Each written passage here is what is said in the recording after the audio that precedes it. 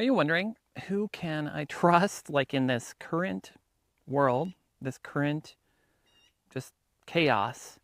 Who can I trust? Like, can I trust anybody? Can I trust science if you're more scientifically minded? Can I trust science and data and facts?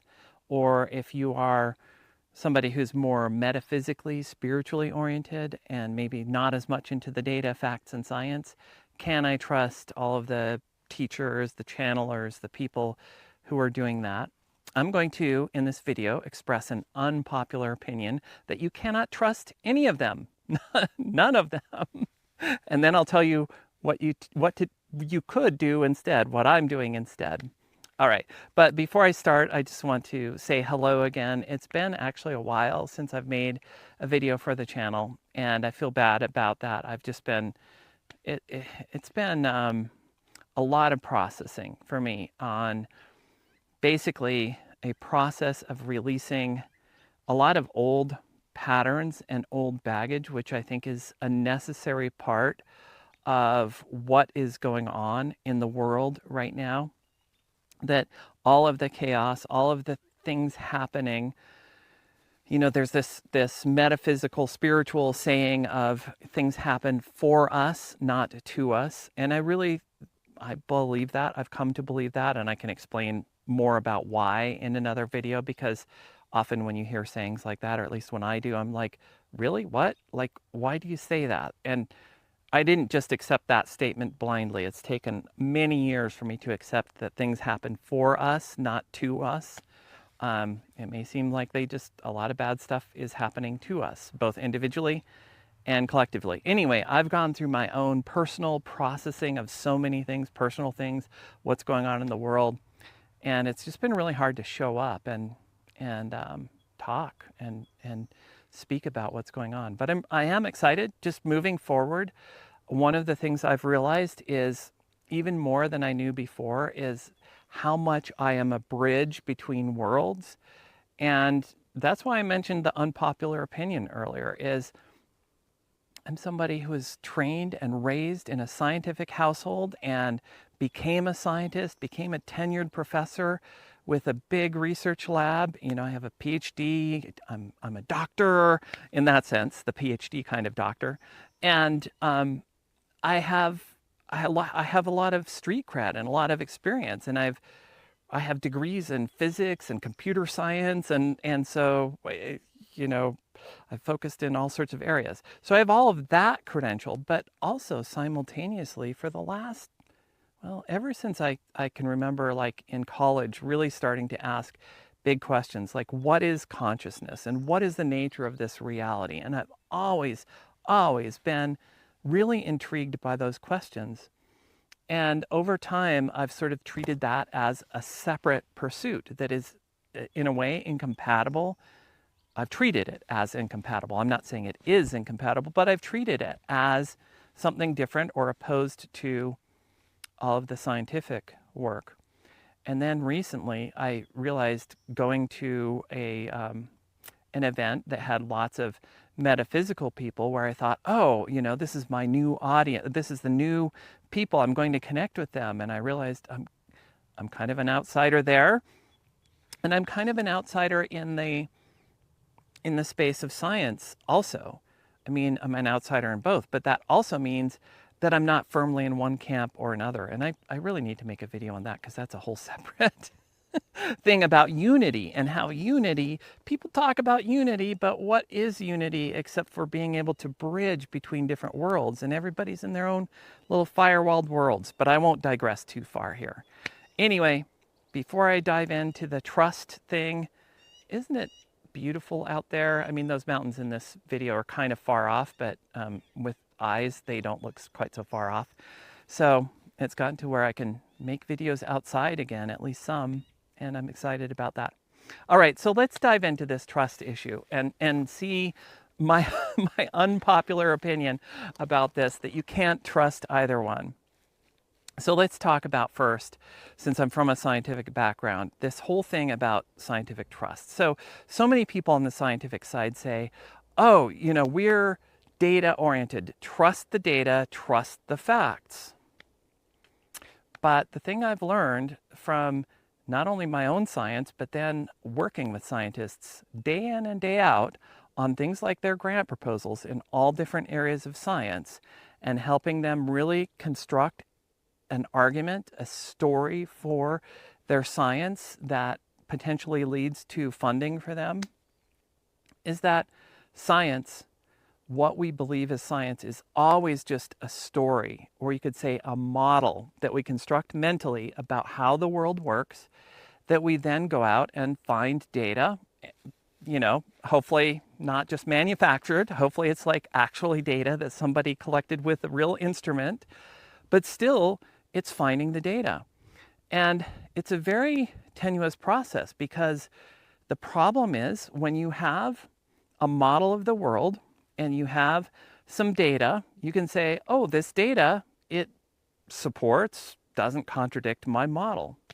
And if it's a really simple thing, you can maybe, say, yeah, the data are solid enough that I think my model is correct. But I was thinking about the Big Bang, and I actually went into this whole chat session with AI that I won't go into the details here. Maybe that's another video, about the Big Bang and where that's actually supported by the data, that theory, that model, and where it's not. And it turns out that there are all sorts of assumptions that are baked into the cake. So I was raised that, the Big Bang, that is the truth. That's how this universe got created. That's what led to us being here on this planet, is this Big Bang occurred. It was kind of this event that nobody knows how it occurred, but once it occurred, then it just inevitably led to what we are doing here.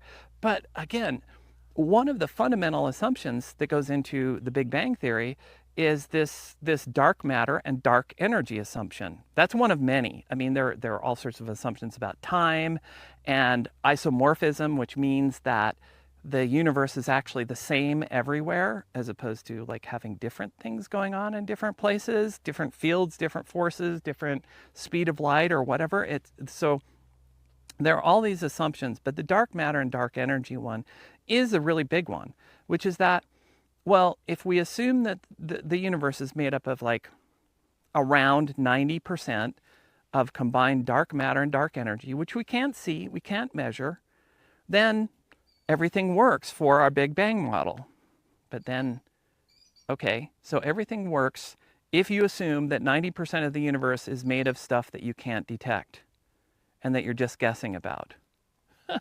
That's kind of a funny little fudge factor, like a very big fudge factor. But this just illustrates like that how tenuous so many things going on in science actually are.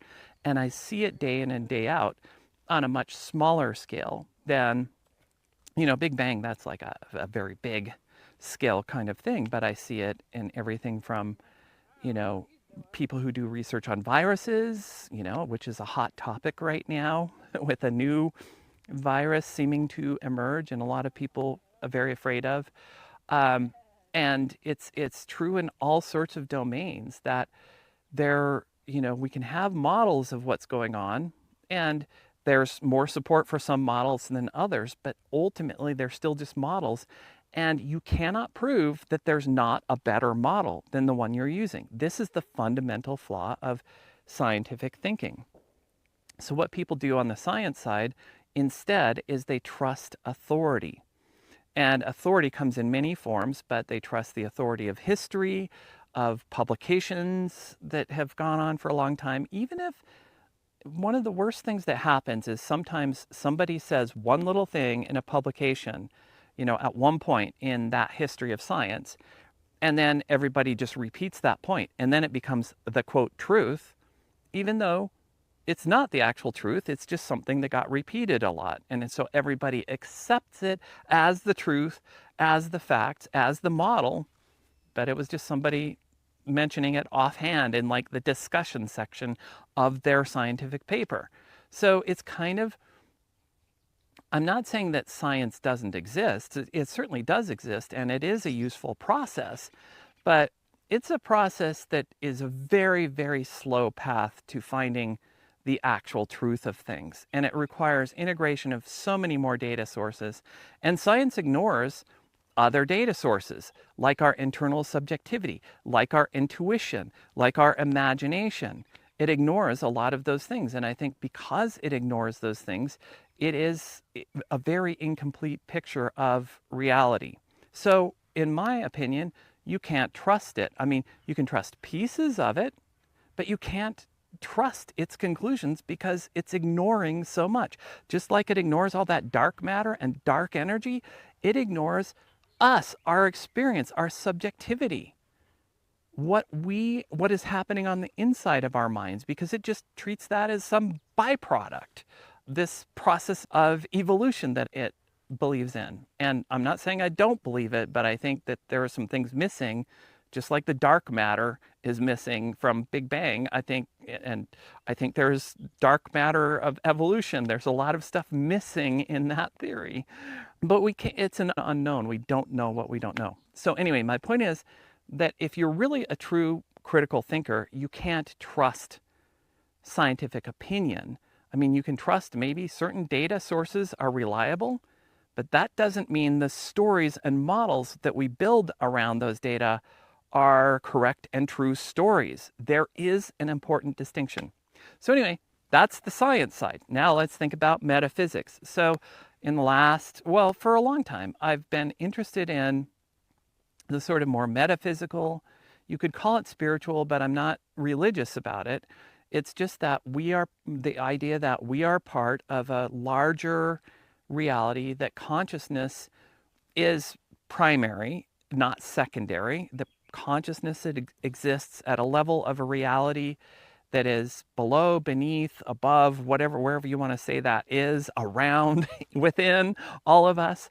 That's what I mean by metaphysical spiritual, that we are all part of this greater consciousness, this greater, you could call it energy, but a very different kind of energy than what science pays attention to, that exists. Okay, that's what I mean by metaphysics. So within that, there are, again, a lot of authorities that speak, and then the most common way that authorities within that world speak is through channeling, through connecting to various guides, they often can connect to different times and spaces and do remote viewing.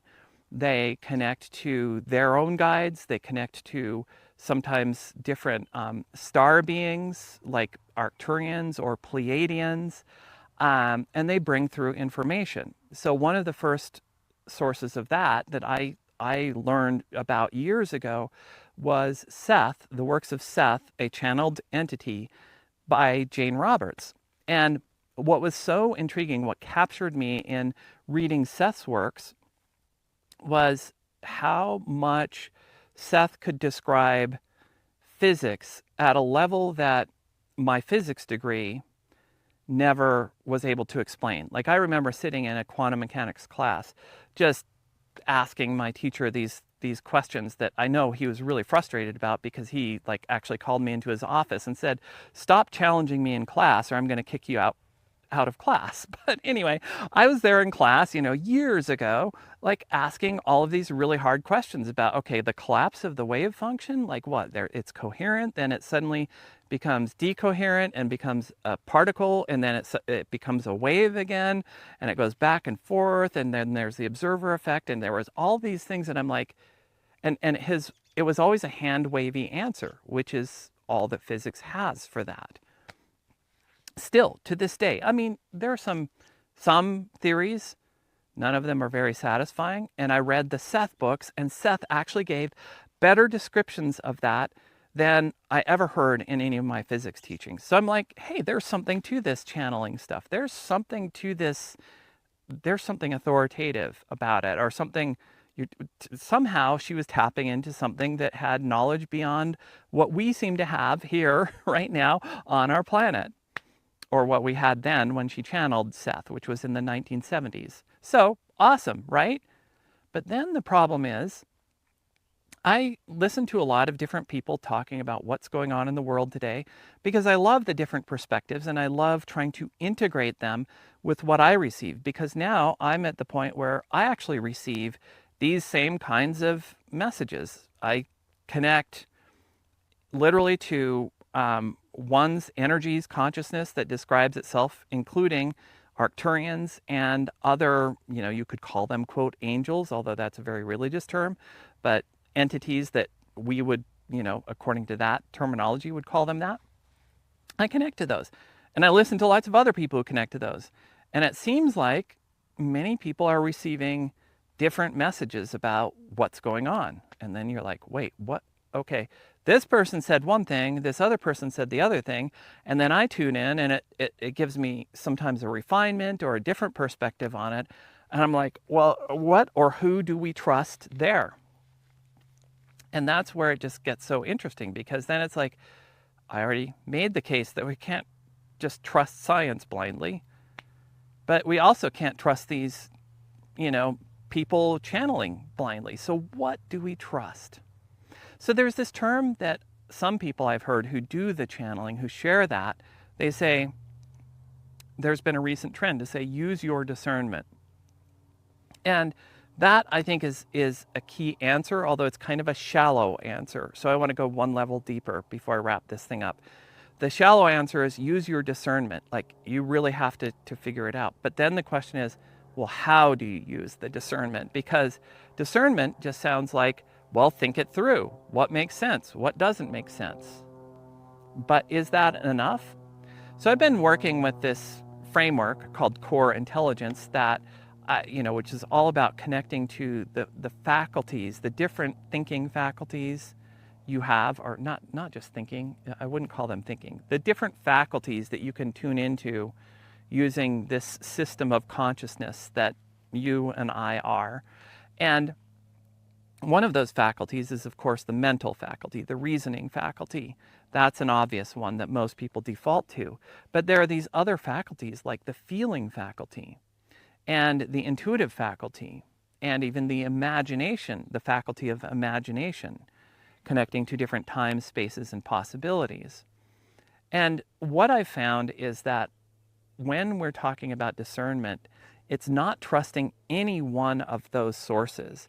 It is using our combination of reasoning, intuition, imagination, and feeling together to really combine and say, do these all agree, or is there some disagreement here? Like, can I imagine this thing that's being said or not? Does it feel right to me or not? Does it make logical sense? And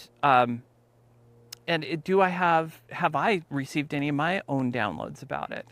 And not just blindly trusting any one of those, and especially not trusting those external authorities. I mean, using external authorities who are sharing their wisdom, sharing their channel, sharing their scientific data or scientific model as data points that you integrate into your discernment using the different faculties of core intelligence.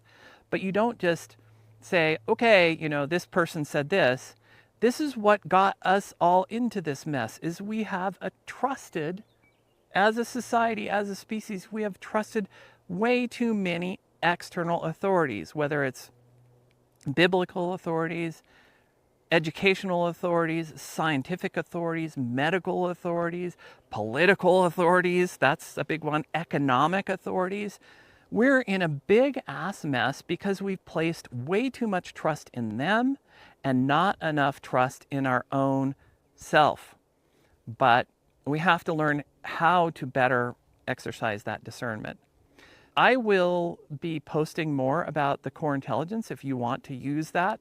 But I just wanted to bring your attention to that you can really start using right now. You don't have to wait for me to post something else. You can use that combination of those different faculties that you have to start creating better discernment for yourself and relying less on external people and information, or at least just taking those as data points. I'm not saying ignore them all. Like, I love listening to the different people and the different messages about what's happening and other channels saying the Arcturians are saying this or that or whatever. I love listening to that stuff, but again, I treat those as just data points. All right, I hope that helps you. And as always, I waited until the very end to ask you if you would help me out, help out the channel with a like that really does help get this message out there. And I think it's an important, unpopular opinion. I think there's a silent minority, or maybe even majority, who aren't so polarized, who actually are just open-minded and curious and want to figure out what is going on here, which is basically what I'm here to do, is help figure that out with my own journey and what I have figured out. So anyway, if you enjoy that, please give me that like, give us a subscribe so you can hear in the future, share the channel, share it with friends, and I'll come back and do more and talk about this, different aspects of this at deeper levels. All right, until next time, this is Dr. Morgan Giddings, and I'll see you later.